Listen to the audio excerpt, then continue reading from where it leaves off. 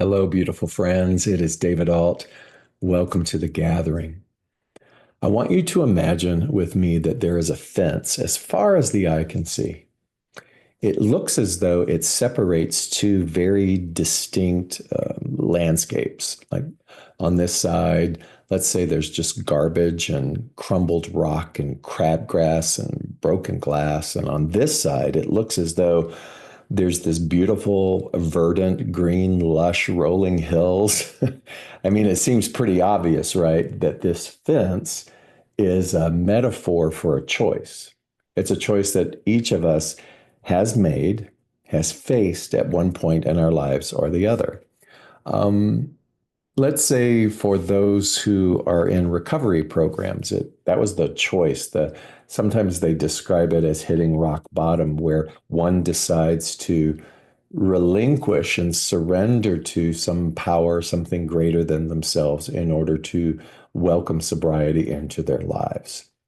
For some, the fence might represent the uh, the spiritual awakening, where they went from a seemingly unconscious state to a more conscious state. For others, it could be just some pivotal change where personal responsibility actually became something real and viable that they turned towards. So whatever and in however form the metaphor fits you, you can imagine that at some point in our growth as a human, we crossed over the fence. Now, part of what makes this analogy so fun and so fluid is that that's not the end of the story. And I've often used this illustration in order to teach these principles about things like familiarity. So, for example, we'll call it the fence of familiarity. And even though we've crossed over, instead of continuing to go in this direction, remember that this is an infinite field of possibility. It's it's uh, it's filled with mystery. It also is representational of things that are uncertain, but we won't know what that is until we venture into that. But for many of us, at some point in our lives, we've hung out here. Isn't that wild? We've made the decision, but we haven't ventured very far from the fence of familiarity. And what I find as humans is that this is where it's most crowded. This is where it is the loudest, the noisiest. And oftentimes we can't really hear ourselves or get in touch with our own inner calling because of this noise. You might call this noise a lot of peer pressure. It is also filled with a lot of what I often describe as prevention energy. You've made it this far, just be satisfied with this. And so there's even, again, don't miss the acknowledgement that there's been a decision to expand, but this isn't the full finished product, that there is something more calling us. And until we are willing to move away from that fence of familiarity, we will never know what that is. Now, let's say that we all have. Let's say that we all have tried new things. We have leaned into the mystery and we have gone into this uncertainty and this infinite possibility. And let's say that we collapse or fall or have a stumbling block. And oftentimes what happens in those occurrences is we run back. We go back to what's familiar. And everybody here is like, well, I told you so. And even though it may appear to be well-meaning and loving, it can pull us back into a complacency and a prevention and a protectiveness that the author Michael Singer, who wrote The Untethered Soul, called a false solidity. This is sort of the status quo. This is the false solidity. And I want to encourage you to think now even more expansive. So we can sort of agree that we've all done that, right? And maybe we've ventured out a little more. But what is even more wild is that we continue to only get so far, and then we establish what you might call a new false solidity. In fact, it is this thing that I wrote down this morning. It's like we recognize a dependency for certainty, and we've done really good in expanding in some ways. We understand now phrases like unconscious bias. We recognize things like themes, the inner critic. We can see our own self-sabotage. And we can even see an allegiance and a very seductive way in which we think that we are right. False solidity, a particular certainty, like this is the whole entire thing. But the more that we come into a fascination and a willingness that nothing is as it seems, that there is this thing called non-duality, or the infinite nature, the Buddha nature, the pure essence, the infinite potentiality, the pure essence and loving awareness. Then we can begin to see that what we thought was certain, even our belief systems, even as holy and as pure and as sacred as they appear to be, might still not be the definitive. And so that call of something more never ceases. And you've heard me describe it sometimes as what was once our ceiling now becomes our floor. And I want us to be aware currently in this particular environment, this time of life, when things that were certain seem to be stripped away, that it doesn't necessarily have to be described or labeled or defined as a certain thing, and that everything isn't necessarily as it seems. And to be cautious of wanting to rush back to the false solidities of old and to join a bandwagon, to join a mental mentality, a vocalization that only screams and shouts at the situation as if the situation is out of our control. Now, from the human standpoint, it may appear that it is seemingly out of our control. And what if that's not necessarily a bad thing? And that what if I will not know what is mine to do, what is the call of my something more, unless I'm willing to step a little bit away from the noise? Unless I'm willing to consider the fact that what I thought was solid, what I banked on, what I was certain, isn't necessarily so. That's a form of stepping even further away from the fence of familiarity. And as we continue to do that, you could say that we almost like learning how to walk all over again. We find a new rhythm in our footing, a new insight, a new conversation, a new seeming synchronicity that shines a little bit more light and a little bit more light and a little bit more light. And the brilliant part of this journey that goes on and on and on, is that it truly is infinite. And we have to be willing to look at the seduction and almost the addiction of drawing hard lines in the sand and claiming and stating and creating this allegiance to something that isn't necessarily solid. And that's a tough thing, because we think oftentimes that our belief system is solid. We think sometimes that our way of thinking is the righteous way.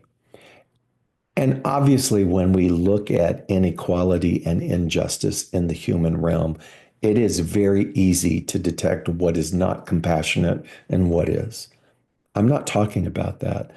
That goes without saying, and we should work within that field in that finite nature to do what we can to alleviate suffering. But I want to talk to you about different, more than that. I want to talk to you about your own personal decision making that still kind of clings and plays it safe at this imaginary fence. I want you to see again, no matter how old you are, no matter how established you are, no matter how grooved into the rock your identities are, that is not your final resting place. That is not the total picture. And so, if I looked at myself, if I looked at my journey, if I looked at what was an acceptable career, if I looked at what was a safe, measurable, predictable pathway in order to make sure that I would be taken care of, I would be expending a lot of energy, and my head right now would be exploding because everything that I was told was certain is not. All the things that I was told to do in order to be right and responsible is crumbling. And I have great empathy, and I have my heart is open, and I understand how scared and raging many people are because that certainty and that definition of what is supposed to be is collapsing all around. I'm not denying that. Remember, I'm saying in this human plane, we see that, we do our part. We offer our creativity, our time, our food, our resources, our heart, our compassion to anyone who is struggling in that. I'm talking about you in the privacy of your work. I'm talking about you being swayed to want to make it look a certain way and be willing to let that go for a moment and to consider, oh my God, what would happen if I moved even further and further away from the fence? There are so many things that have come to me over the years that have made a deep and lasting impression upon me. I don't know where they come from, but one was I had an awareness one time that the most impactful people that would change my life for a positive, that would uplift me, that would pull back so many things, so many restrictions that I wasn't even aware of. I haven't even met them yet. I haven't even crossed paths with them yet. And you know why? It's because they're out here in this field of infinite potentiality. And it's up to me to continue to check my certainties, to check my hard lines in the sand, to check my allegiances to thinking that I am right. I need to humble myself continuously and be open and look at the ways in which I become so attached to a worldview that I have sort of created a new level of stagnation and I'm hanging out at a fence.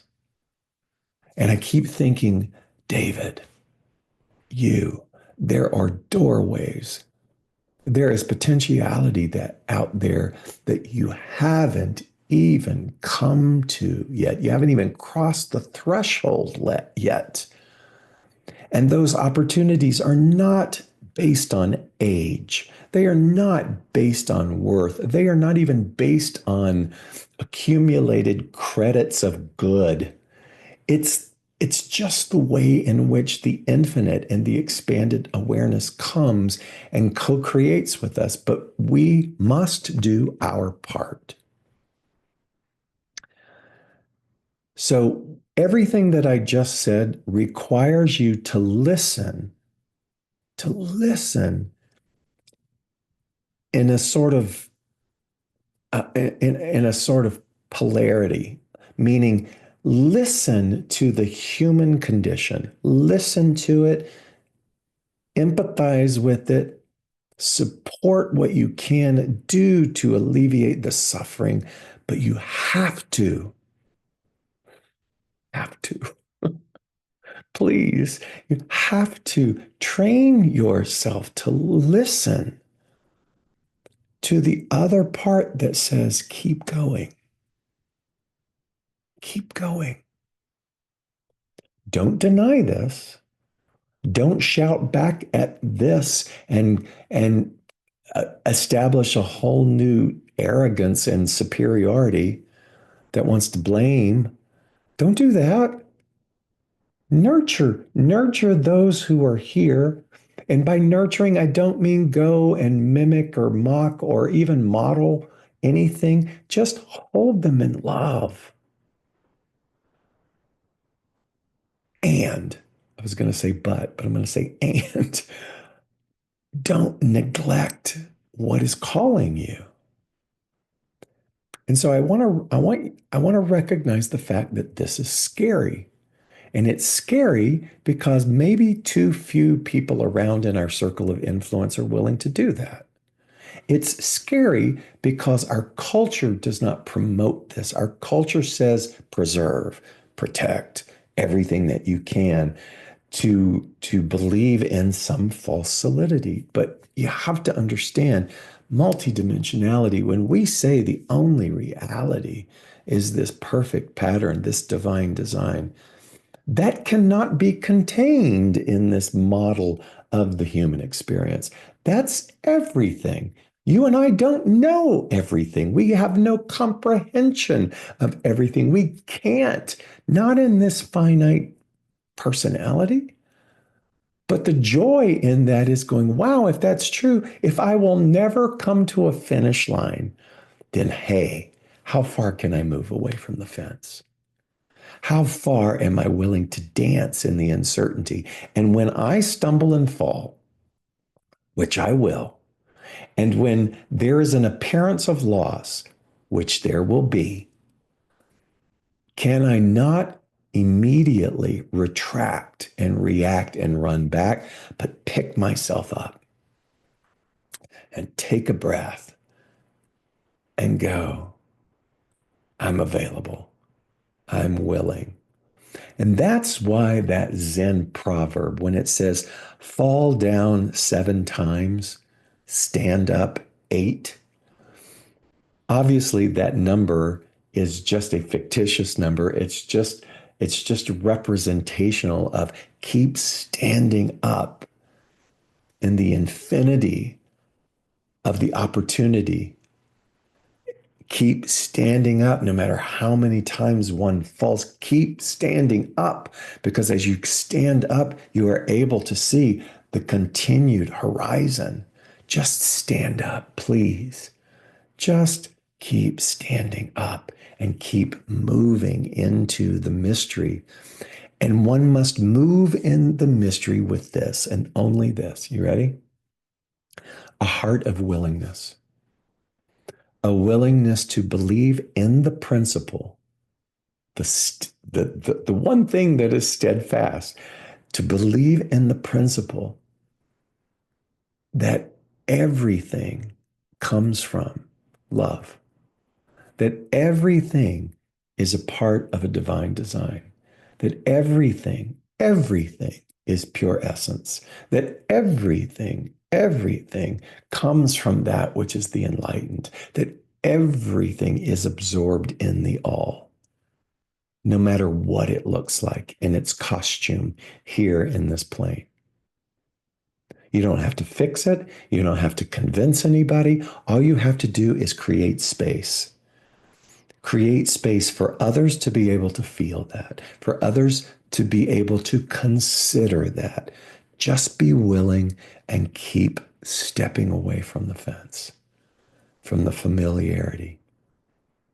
And here's the beautiful thing. The farther you go, the more experiences, the more wild, unimaginable communications and people and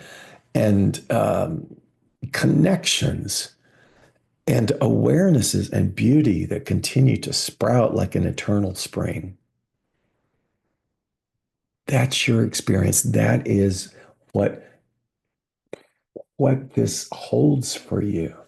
Remember, the most impactful, mind-blowing, beautiful, exquisite moments of recognition and remembrance you and I have not even tasted yet.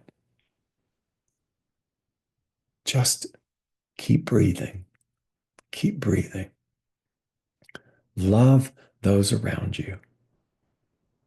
Keep offering what you can and keep being willing to step away from what's familiar. And I will meet you, as Rumi said, in that field, the right and wrong field. There's a field beyond the right and wrong. There is a field beyond this, what appears to be this landscape and this landscape. There is a field out beyond that. I will meet you there. And oh my God, the potentiality that you and I will experience is and will continue to be exquisite.